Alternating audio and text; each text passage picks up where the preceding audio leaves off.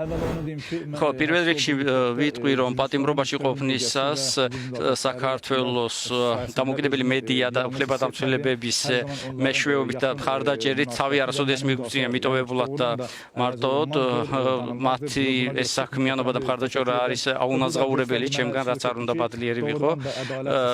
ხო, ამან ძალა შემმატა და დამარწმუნა, რომ ბრძოლა გრძელდება ისევ და ძალიან კარგია, რომ ასეთი გამბედავი და მამაცი ჟურნალისტები ხართ და ასევე ადვოკატები, იურისტები და ასეთ პირობებში, ასეთი ადამიანების არსებობის პირობებში ესე იგი დიქტატურა ძალიან გაუჭირდება, ის ვერასოდეს ვერ გადატეხს წელში, ასე ვთქვათ, საზოგადოებას. ხო, ეს რა თქმა უნდა, ფსიქოლოგიური ზეწოლა იყო ჩემ მიმართ, მეუბნებოდნენ, რომ შიმშილობით რომ განუტევოს სული არავინ არ მოგაქცევს ყურადღებას, არავის არ ეწოდინება შენს შესახებ და ძალიან დაჟინებით მოითხოვს აზერბაიჯანის ხელისუფლება შენ თავს და მათ იციან, რომ შენი გაჩუმება აღარ შეიძლება, ასე რომ სხვანაირად უნდა გაგაჩუმონ. მე ორჯერ მოვიხადე პოლიტპატიმრული, ასე ვთქვათ, ეს ვადა და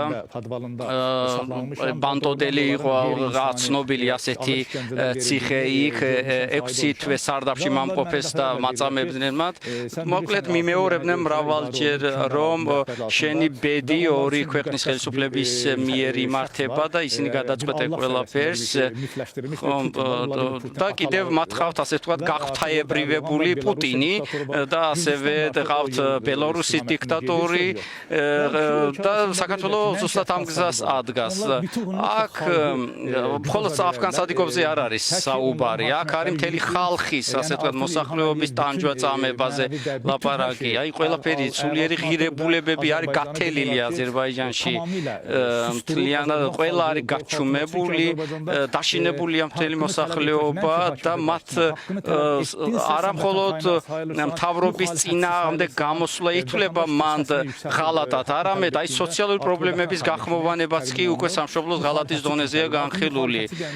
ხო, ოპოზიციის იარლიხს გააკერებენ, რაც უკვე დემონიზებას ნიშნავს. ანუ არავის არ უნდა რომ იწოდებოდეს ოპოზიციად. რა თქმა უნდა, საქართველოს ხელისუფლებასთან მაქვს ძალიან ესე იგი მტკიცე კავშირები.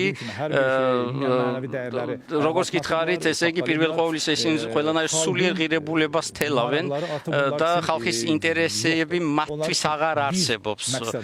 ერთადერთი მიზანი გააჩნიათ, რაც შეიძლება მეთხანს შეინარჩუნონ ხელისუფლება, სანამ ცოცხლები არიან, არ დათმონ ეს ყველაფერი და როგორც ხედავთ, რომ ესე იგი ევროკავშირის შემდეგ დემოკრატიული ქვეყნების ღირებულებებს არ იზიარებს, რადგან ისინი სწორედ ესე იგი ადამიანურ ღირებულებებზე დგანან. ესენი არიან ასე რუსეთისა და თურქეთის, ასე ვთქვათ, ვარიანტით მიდიან. როგორც გითხარით და ილჰამ ალიევის სახელმწიფო ბიუჯეტს სწორედ ადამიანთა ჩაგრისთვის იყენებს და ავგან ერთი ასეთი შეკითხვა, როგორ წარმოგიდგენიათ ახლა თქვენი მომავალი ცხოვრება გათავისუფლების შემდეგ პროფესიულ ნაწილში და ასევე ჩვენ უკვე ვახსენეთ ოჯახთან დაკავშირებით, ბუნებრივია თქვენ გსურთ რომ ოჯახი ერთად ცხოვრობდეთ ყველანი და გქონდეთ ამის შესაძლებლობა. აი ამ პრობლემების გამო ეს ახლა ასე არ არის, მაგრამ მაინტერესებს რა გეგმები გაქვთ და სად შეიძლება ხელი შეგიშალონ კვლავ რეჟიმებმა. რა თქმა უნდა, არც ერთი რეჟიმი და ბოროტმოქმედი ხელისუფლება ვერ აღკვეთს ჩვენ, ანუ ვერ შეგვაკავებს. ხომ ერთადერთი დიდი საშიშროება არის ის არის, რომ შეგვიძლია ფიზიკური ლიკვიდაცია დადგეს დღის წესრიში, რაც არ მაშინებს. რა თქმა უნდა, მე მინდა შევუერთდე ჩემს ოჯახს, მაგრამ მე უფრო დიდი ოჯახი მყავს, როგორც არის ყველა დაჩაგრული ადამიანი. ადამიანი, უფლება გათელილი ადამიანი. ხო, ისინი ჩვენი ოჯახის წევრები არიან და მათთვის დიახ, ამიტომაც არის, სადაც არ უნდა ვიყო, მე ბრძოლას არ შევწყვეტ.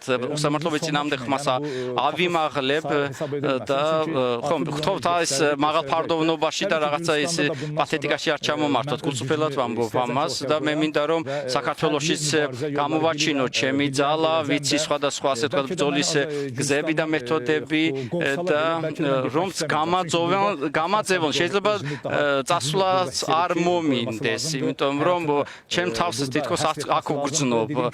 ხო, იხიცა კობახიძეს და ალიევის კობახიძისა და ალიევის აქტიურობანი და მათ წინააღმდეგ აფგან სადიკოვი. მე საქართველოში ვარ, არ მეშინია მათი პირიქით მათ წინააღმდეგ მივდივარ. ხო, მე არ მეშინია დიქტატურის. აი დიქტატურს ეშინოდეს, დიქტატორს ეშინოდეს ჩემი. იქნება ეს კობახიძე, ივანიშვილი, ალიევი თუ პუტინი. ხომ, არ მეშინია. დიახ, და მიმართავ დიდი მადლობა კიდევ ერთხელ რომ ხართ და ამ პირობების ასე ვთქვათ ჩემთვის შექმნისთვის მიმართავ ესე იგი კობახიძეს რომ თუ შენ დანაშაულებრივი ქმედებების არ გეშინია, მე ჩემი მართალი ნაბიჯების რატომ უნდა მეშინოდეს. ხო, აქ არის განგსტერი და მაფიოზი ივანიშვილი, არც მისი მეშინია. აი აქ ვარ, არც პუტინის მეშინია, უკვე 21 საუკუნის ლამის ნახევარს მოვაღწიათ და ყველას დემოკრატია უნდა, სურს ადამიანებს ეს